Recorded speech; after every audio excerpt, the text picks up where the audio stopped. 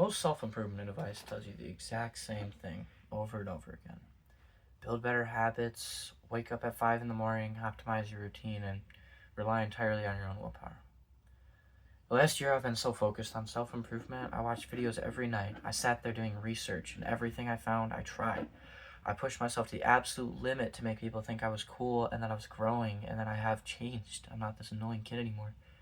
And it really worked for a while, but I always hit a wall, feeling like it was never enough. I felt like I was fixing the symptoms to my problems without ever fixing the root cause to the illness. What I realized through that whole thing is that true self-improvement isn't a project that you complete by yourself. It's a transformation you experience through a relationship with God. And I'm going to talk about the actual psychology and mechanics of spiritual growth. I want to share 3 shifts that completely changed my path in the past year, helped me overcome my deepest cuts, and brought me peace. If you feel stuck in a look of trying harder but feeling the same, it's for you. In secular psychology, experts talk about identity-based habits. The idea is that you cannot sustainably change your actions until you change how you view yourself, how you view your own identity. And if you view yourself as a lazy person trying to work hard, you will eventually fail, always. And you have to view yourself as a disciplined person that's going to succeed. For a long time, my identity was tied to my performance. If I had a productive day, I felt like a king. If I messed up, falling back into the same sin, or skipping the gym, I felt useless. My faith and happiness was a roller coaster based on a view of myself. When I actually started reading the Bible and spending time with Jesus, my baseline just completely shifted. Ephesians 2:10 says, "We are God's workmanship, and your value is inherent, not earned." When you anchor your identity in the fact that Jesus already chose you, you stop acting out of desperate need to prove yourself. You start building healthy habits not to be someone, but because you already are someone who is loved and valued, you feel happier, and you realize that this single mindset shift removes the anxiety from self-improvement and lets you focus on God. Self-improvement culture glorifies hustle and raw willpower, but human willpower is a finite resource. It's like a phone battery. If it drains throughout the day as you use different apps to do different things, and self-control is just like that.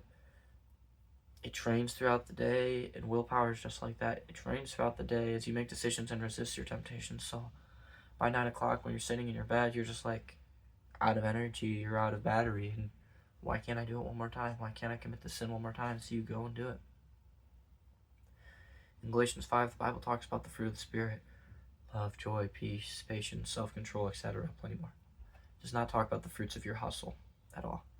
Self-control is not something that you squeeze out of your own empty tank. It's a natural byproduct of staying connected to God. Like changing your morning routine. Instead of waking up and checking your phone or to-do list, use 5 minutes to reflect, pray, and read scripture. You're plugging yourself into an infinite power source before the world has a chance to drain you. And you aren't operating on straight discipline anymore. You're operating on divine alignment. In standard self-improvement, failure is a data point. You analyze it, fix it, and move on. But emotionally, failure actually carries weight. It breeds shame and kills personal growth more than anything else. When you feel ashamed, you want to hide it, not improve. God never wastes a valley.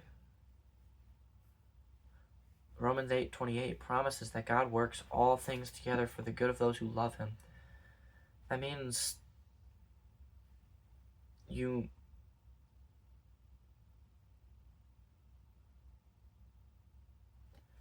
Romans 8:28 promises that God works all things together for the good of those who love him. That means your mistakes, detours, and closed doors are not wasted time. They're data points for refinement. When I look back at my worst moments, I have felt every time in the past year, the moments where I felt fully lost, or like I failed so miserably that I don't even want to be in the room with myself. I can see how God was using those situations to build my character. One of my friends, I'm not going to say her name, she was a girl, Her and I were so close. We were always tooth and nail together. Never really butting heads. We always agreed. We always had a great time together, and I just felt like I could never live without her. Like, we were friends. I told her everything. We did everything, and all of a sudden, she just completely stopped talking to me. She ghosted me. I texted her on my birthday, and I was like, what did I do wrong? She never wished me happy birthday. She never did any of this. She just kind of left me blank without anything to go off of, and I didn't know what to do. Myself at that time, so obsessed with self-improvement, was so focused on figuring out what I did wrong so I can improve myself and win that friendship back. But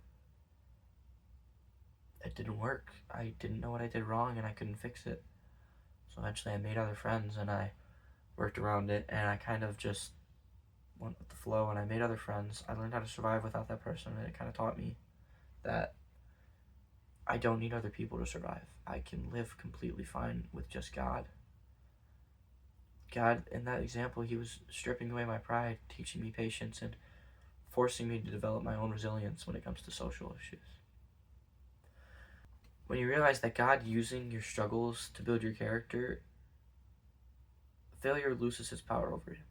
You don't have to spiral into this horrible spin of sin or watching self-improvement videos, because you could just look up and think, Lord, what are you trying to teach me? What is the lesson you're giving me right now? Self-improvement is great, but self-transformation through God is permanent. You don't need to be perfect to start this journey. You just need to be willing to surrender the driver's seat to your life to Jesus. Now, if you want a practical step for this to put into action today, start with the morning pivot. Give God your first 5 minutes. No phone, no distractions.